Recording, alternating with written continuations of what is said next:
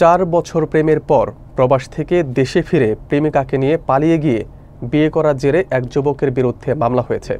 শুধু তাই নয়, আদালত থেকে স্ত্রীকে নিয়ে আসার পর তাকে তালাক না দিয়েই অন্য এক ছেলের সঙ্গে দ্বিতীয় বিয়ে দিয়েছেন বলে অভিযোগ উঠেছে ওই যুবকের শ্বশুর সেকান্দার নির্বল ও তার পরিবারের বিরুদ্ধে।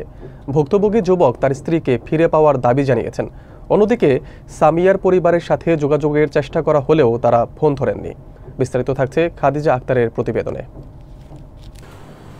মুন্সিগঞ্জের শ্রীনগর উপজেলার রাড়ীখাল ইউনিয়নের উত্তর বালাসর নতুন বাজার এলাকায় এই ঘটনাটি ঘটেছে। ক্ষতিগ্রস্ত যুবক সাগরের পরিবার সূত্রে জানা যায়, প্রায় 6 বছর আগে জীবিকার সন্ধানে সাগর সৌদি আরবে যান। সেখানেই দাম্মামে থাকাকালীন অবস্থায় একই এলাকার সেকান্দার নির্বলের বড় মেয়ে সামিয়ার সাথে তার 4 বছরের গভীর প্রেমের সম্পর্ক গড়ে ওঠে। গত মে মাসে সেকান্দার সপরিবারে দেশে ফিরে সামিয়ার অন্য জায়গায় বিয়ে ঠিক করলে সামিয়া তার প্রেমিক সাগরকে বিষয়টি জানান।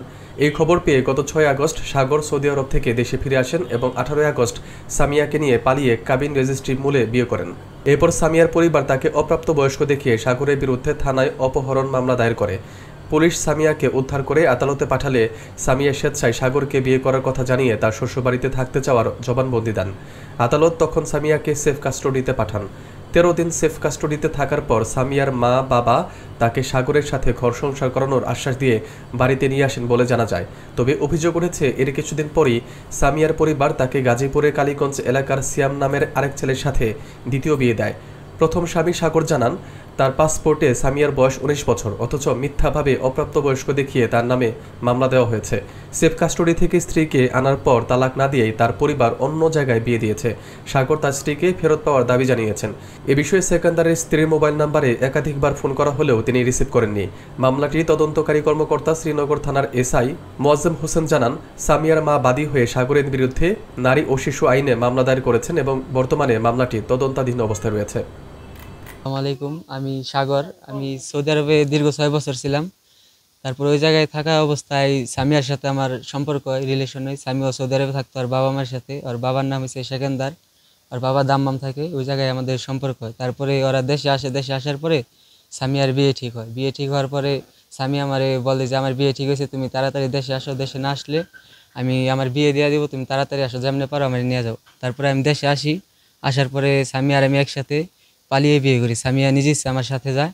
তারপরে ওর বাবা মিথ্যা মামলা দেয় একটা থানাতে। আমাদের বলে যে তোমরা আসো, আমরা মিল্লা নিবো, সব কিছু মিল্লামিশা সব বেজাল শেষ করে দিন, তোমাদের মাইনা নিবো।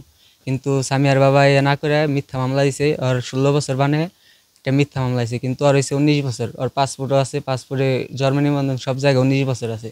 কিন্তু আমার নামে অপহরণ মামলা দিছে। আমি ওর অপহরণ করে নিয়ে গেছি। কিন্তু সামিয়ার বাবা আমাদের নিয়ে আসছে। আসার পরে মিথ্যা মামলা দিয়ে সামিয়ারে সেফ কাস্টডিতে পাঠিয়ে দিছে।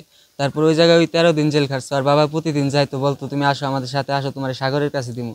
তারপরে সামিয়া আসতো না, ওই বলতো যে আমার স্বামী যখন আসবো ওর কাছে যাবো। তারপরে ওর বাবা বলছে তুমি যেমনি আসতে চাও তোমার অমনি নিয়ে যাবো।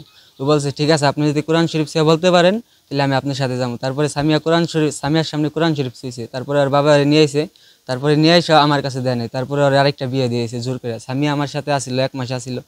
আর জোর করে আরে মাইরা দিলা। তারপরে আরেক জায়গায় বিয়ে দিয়ে দিছে। সেকান্দর ফোন দিল। সেকান্দর ফোন দিয়া কয় আপনারা আহেন মিল্লামিশা যায়। তারপরে মিলার কথা কই আইন না আমাকে থানায় আটকালো। থানায় আটকানোর পরে কয় আমার মেয়ে আইন না দেও। মেয়ে আইন না দেওয়ার পরে হে মেয়ে থানায় মুখ জবানি দিল, আমার স্বামীর নগে যাম, আমার শাশুড়ির নগে যাম। তারপর আর বাপি দিয়ে দিল কুড়ে দেওয়ার পরে এই যে মেয়ের আবার সেফ কাস্টমি দিয়ে দিল। কুড়ে মেয়ে মুখ জবানি দিছে যেন আমার স্বামীর লগে যাম, আমার শাশুড়ির লগে যাম। হেন মেয়ে কইছে মেয়েরে দিল সেফ কাস্টমি দেওয়ার পরে মেয়ে 13 দিন জেল খাটলো। জেল খাটার পরে সে মেয়ে যেমন বাপে আইন না আবার অন্য জায়গায় বিয়ে দিল। আমার ছেলে তখন ধর ছাড়ে নাইকে। তাহলে এটার আমি সুস্থ বিচার চাই, ন্যায় বিচার চাই। আমার সায়া 2 দিন পরে আমার ঘরে তালা কাটতে, আমার ঘরে মাল সাবানা অনেক কিছু সুকেস ভাঙছে, আলমারি স্টিলের আলমারি ভাঙছে। ভাঙার পর আমার পোলার পাসপোর্ট বিষয় বিছরাইছে, ওটি পা নাইকে।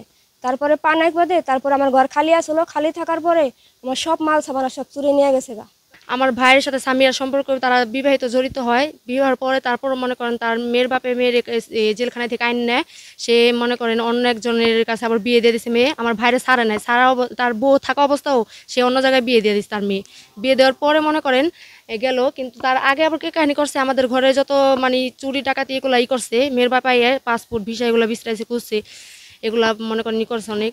আর মনে করেন মেয়ে তো মনে করেন অনেক রাজি, তারপর মেয়ের অনেক নির্যাতন করছে, মারধর করছে, মেয়ে সেই প্রমাণ আমাদের কাছে আছে, মেয়ে দিছে আমাদের কাছে। এখন আমরা এটা ন্যায় বিচার চাই। ভালো আছি, ওরা কোনো গ্যাঞ্জামের মধ্যে নেই। ঝামেলা মেয়ের বাপে 2 দিন আইছিল। হ্যাঁ হ্যাঁ, তালা ভাঙছে, আমরাও দেখছি, হগতি দেখছি। আসসালামু আলাইকুম। আমরা সকাল 8টা বাজে খবর পেয়ে আমরা এসে দেখছি ঘরে তালা তোলা ভাঙ্গা, স্টিলের আলমারি খোলা, এসব দেখে আমরা ফিরে তালা লাগাইছি। তালা ভাঙছে মেয়ের বাপে সেকান্দরের বোনের জামাই। আর তারপরে আমরা তালা তোলা দেওয়ার পরে রাত্রের বেলা আমার আব্বা হইতে আসছিল, তার বাদে আবার আমার আব্বার নামে অভিযোগ দিছে এর কাছে, মাতবরের কাছে। তারপরে আর আমার আব্বা এই বাসায় শয় নাই।